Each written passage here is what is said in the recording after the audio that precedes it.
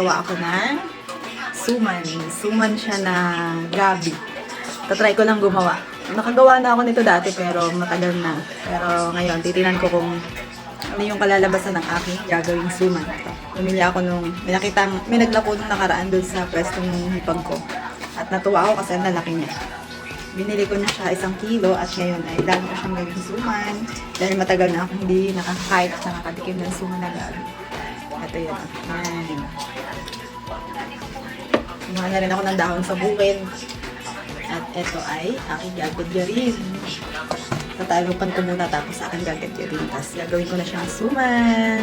Tingnan po natin kung ano yung kakalabasan niya. Kung masarap ba o na-perfect ko ba yung pagbabalot ko. Let's see!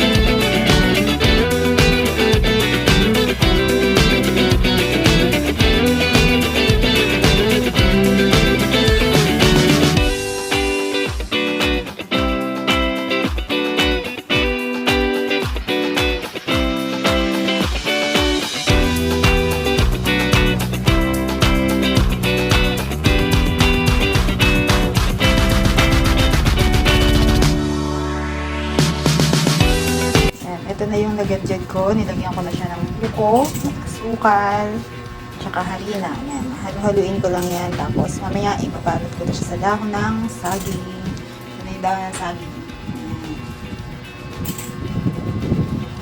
Magbabalot na tayo. Yung balot ko ay tsambahan lang to. Hindi ako perfect gumawa ng cone para sa balisuso. Pero ganito yung nakikita ko dati kay nanay. Hindi to perfect pero okay na to. Pansarili lang naman eh. Kung ano na lang. Basta hindi natapon yung laman sa loob. Yan, ganyan lang yung ginawa ko. Hindi ko alam kung perfect, pero okay lang to. Lagyan lang natin lang dito. Yan, ganyan.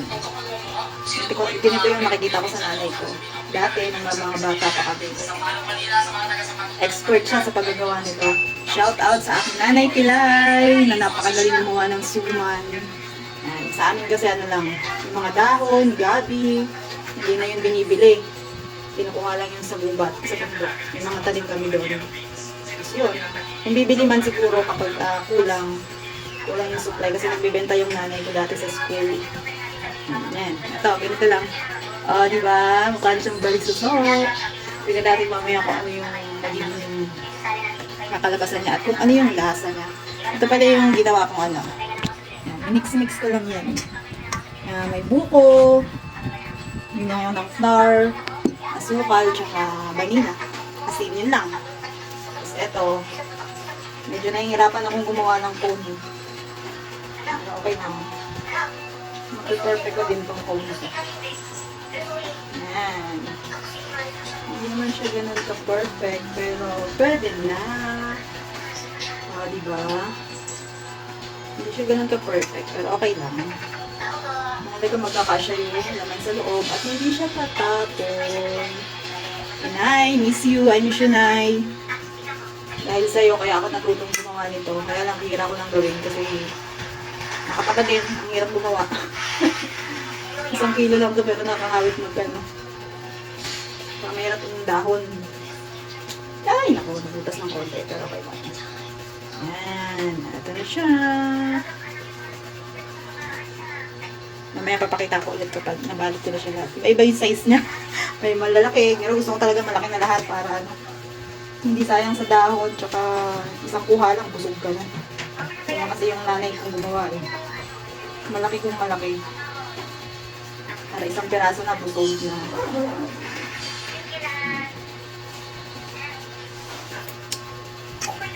Pang ano na to, pang 4 pieces na.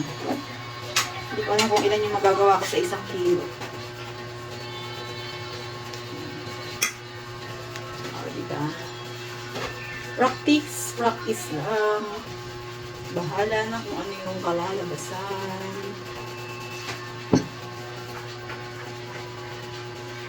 Diba? Oh, diba? Ang galing ng lola mo. Sige po ulit. Mamaya ulit. Pakita ko sa inyo kapag tapos na ako. Bye! Ito na yung nagawa ko. Barisusok. Ito na siya lahat. Yan. Yan yung nabalot ko. Worth 1 kilo na gabi yan. Medyo marami rin pala.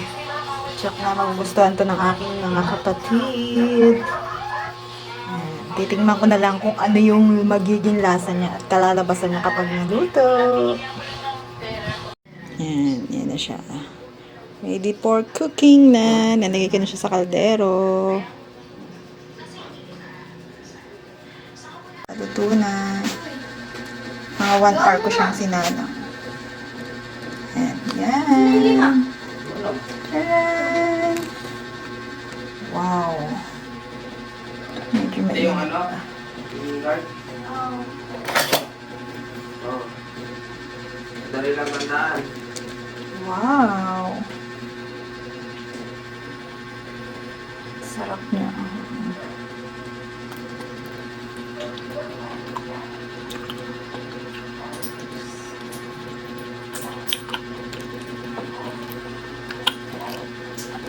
Anong number yun na ito?